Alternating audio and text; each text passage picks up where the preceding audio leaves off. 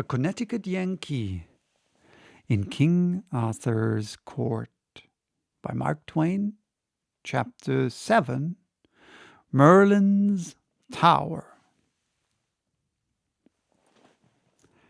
Inasmuch as I was now the second personage in the kingdom as far as political power and authority were concerned, much was made of me. My raiment was of silk and velvets and cloth of gold, and by consequence was very showy, also uncomfortable.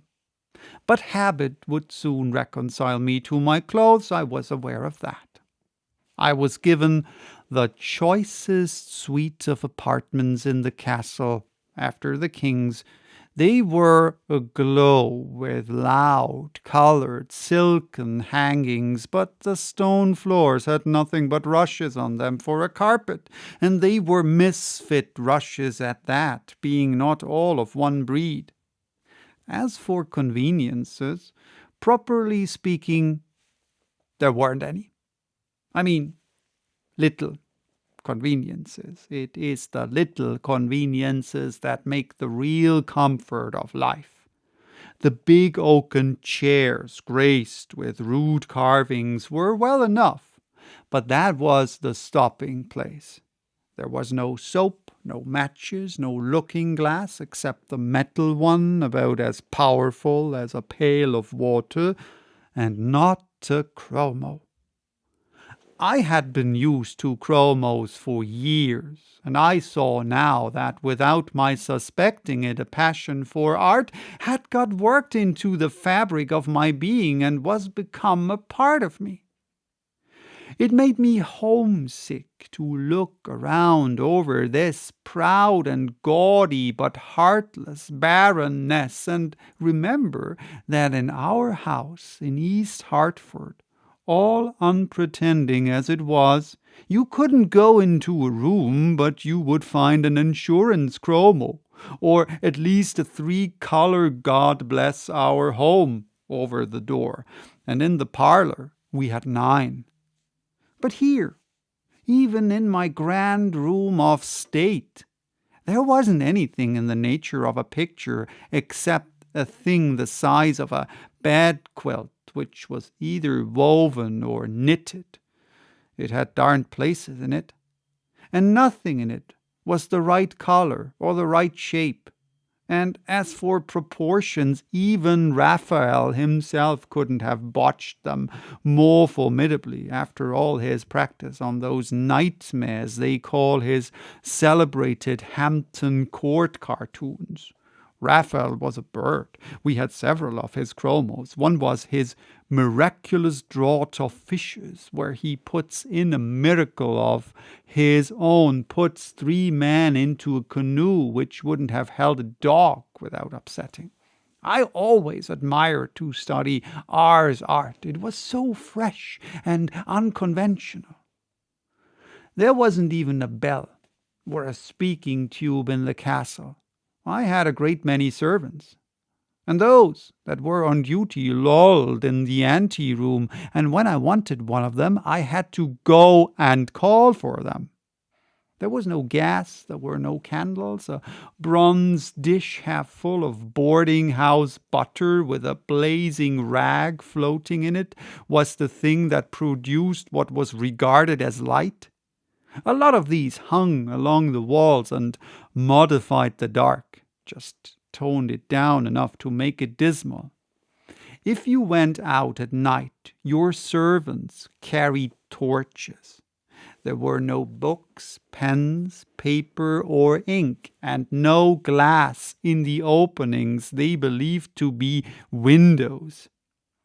It is a little thing, glass is, until it is absent. Then it becomes a big thing. But perhaps the worst of all was that there wasn't any sugar, coffee, tea, or tobacco. I saw that I was just another Robinson Crusoe cast away on an uninhabited island with no society but some more or less tame animals. And if I wanted to make life bearable, I must do as he did. Invent, contrive, create, reorganize things, set brain and hand to work, and keep them busy. Well, that was in my line. One thing troubled me along at first: the immense interest which people took in me. Apparently, the whole nation wanted a look at me. It soon transpired that the eclipse had scared the British world almost to death, that while it lasted, the whole country, from one end to the other, was in a pitiable state of panic, and the churches, hermitages, and monkeries overflowed with praying and weeping poor creatures who thought the end of the world was come. Then had followed the news that the producer of this awful event was a stranger, a mighty magician at Arthur's court, that he could have blown out the sun like a candle, and was just going to do it, when his mercy was purchased, and he then dissolved his enchantments and was now recognized and honored as the man who had by his unaided might saved the globe from destruction and its peoples from extinction. Now, if you consider that everybody believed that, and not only believed it, but never even dreamed of doubting it, you will easily understand that there was not a person in all Britain that would not have walked 50 miles to get a sight of me. Of course, I was all the talk. All other subjects were dropped. Even the king became suddenly a person of minor interest and notoriety. Within 24 hours, the delegations began to arrive, and from that time onward, for a fortnight, they kept coming. The village was crowded, and all the countryside. I had to go out 12 times a day and show myself to these reverend and awe-stricken multitudes. It came to be a great burden as to time and trouble, but of course it was at the time compensatingly agreeable to be so celebrated and such a centre of homage.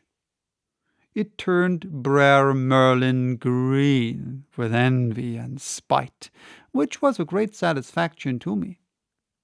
But here was one thing I couldn't understand. Nobody had asked for an autograph. I spoke to Clarence about it. Why, George, I had to explain to him what it was. Then he said nobody in the country could read or write but a few dozen priests. Land, think of that! There was another thing that troubled me a little. Those multitudes presently began to agitate for another miracle. That was natural. To be able to carry back to their far homes the boast that they had seen the man who could command the sun riding in the heavens and be obeyed would make them great in the eyes of their neighbors and envied by them all, but to be able to also say they had seen him work a miracle themselves, why, people would come a distance to see them. The pressure got to be pretty strong. There was going to be an eclipse of the moon, and I knew the date and hour, but it was too far away, 2 years. I would have given a good deal for license to hurry it up and use it now when there was a big market for it. It seemed a great pity to have it wasted so and come lagging along at a time when a body wouldn't have any use for it, as like as not. If it had been booked for only a month away, I could have sold it short, but as matters stood, I couldn't seem to cipher out any way to make it do me any good, so I gave up trying. Next, Clarence found that old Merlin was making himself busy on the sly among those people. He was spreading a report that I was a humbug, and that the reason I didn't accommodate the people with a miracle was because I couldn't. I saw that I must do something. I presently thought out a plan. By my authority as executive, I threw Merlin into prison, the same cell I had occupied myself. Then I gave public notice by herald and trumpet that I should be busy with affairs of state for a fortnight. But about the end of that time I would take a moment's leisure and blow up Merlin's stone tower by fires from heaven. In the meantime, whoso listen to evil reports about me, let him beware. Furthermore, I would perform but this one miracle, and this time, and no more. If it failed to satisfy, and any murmured, I would turn the murmurers into horses, and make them useful. Quiet ensued. I took Clarence into my confidence to a certain degree, and we went to work privately. I told him that this was a sort of miracle that required a trifle of preparation, and that it would be sudden death to ever talk about these preparations to anybody. That made his mouth safe enough. Clandestinely we made a few bushels of first-rate blasting powder, and I superintended my armourers while they constructed a lightning rod and some wires. This old stone tower was very massive, and rather ruinous too, for it was Roman and 400 years old. Yes, and handsome after a rude fashion, and clothed with ivy from base to summit, as with a shirt of scale mail. It stood on a lonely eminence, in good view from the castle, and about half a mile away. Working by night, we stowed the powder in the tower, dug stones out on the inside, and buried the powder in the walls themselves, which were 15 feet thick at the base. We put in a peck at a time in a dozen places. We could have blown up the Tower of London with these charges. When the 13th night was come, we put up our lightning rod, bedded it in one of the batches of powder, and ran wires from it to the other batches.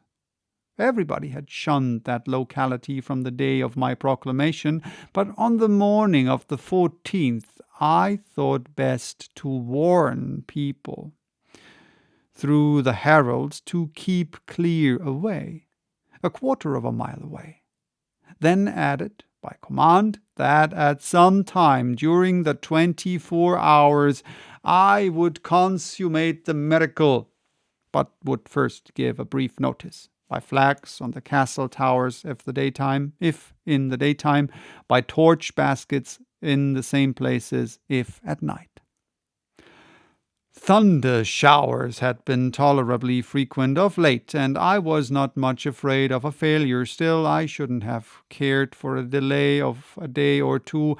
I should have explained that I was busy with affairs of state yet, and the people must wait. Of course, we had a blazing sunny day, almost the first one without a cloud for 3 weeks. Things always happen so. I kept secluded and watched the weather. Clarence dropped in from time to time and said the public excitement was growing and growing all the time, and the whole country filling up with human masses as far as one could see from the battlements.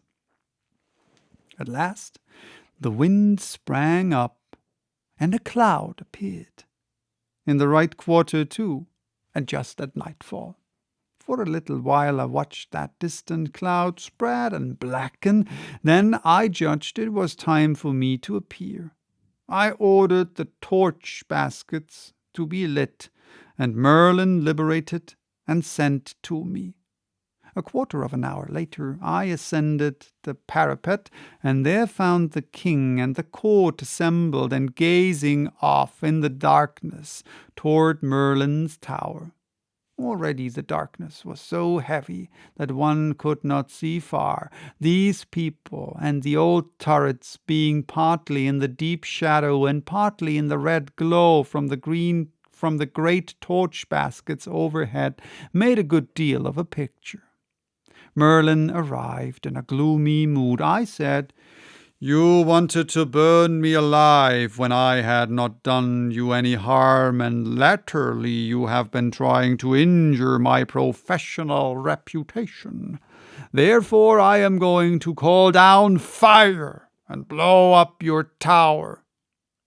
But it is only fair to give you a chance. Now, if you think you can break my enchantments and ward off the fires, step to the bat. It's your innings." "I can, fair sir, and I will, doubt it not." He drew an imaginary circle on the stones of the roof, and burnt a pinch of powder in it, which sent up a small cloud of aromatic smoke, whereat everybody fell back and began to cross themselves and get uncomfortable. Then he began to mutter and make passes in the air with his hands. He worked himself up slowly and gradually into a sort of frenzy, and got to thrashing around with his arms like the sails of a windmill. By this time the storm had about reached us. The gusts of wind were flaring the torches and making the shadows swash about. The first heavy drops of rain were falling. The world abroad was black as pitch. The lightning began to wink fitfully. Of course, my rod would be loading itself now. In fact, things were imminent. So I said, "You have had time enough. I have given you every advantage and not interfered. It is plain your magic is weak. It is only fair that I begin now." I made about 3 passes in the air, and then there was an awful crash, and that old tower leaped into the sky in chunks, along with a vast volcanic fountain of fire that turned night to noonday and showed 1,000 acres of human beings groveling on the ground in a general collapse of consternation. Well, it rained mortar and masonry the rest of the week. This was the report, but probably the facts would have modified it. It was an effective miracle.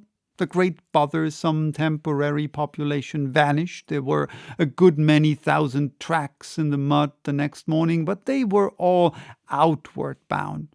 If I had advertised another miracle, I couldn't have raised an audience with a sheriff. Merlin's stock was flat. The king wanted to stop his wages. He even wanted to banish him, but I interfered. I said he would be useful to work the weather and attend to small matters like that, and I would give him a lift now and then when his poor little parlor magic soured on him. There wasn't a rag of his tower left, but I had the government rebuild it for him and advised him to take boarders, but he was too high-toned for that. And as for being grateful, he never even said thank you. He was a rather hard lot. Take him how you might, but then you couldn't fairly expect a man to be sweet that had been set back so. So, that was chapter 7. Bye-bye till next time with chapter 8, titled The Boss.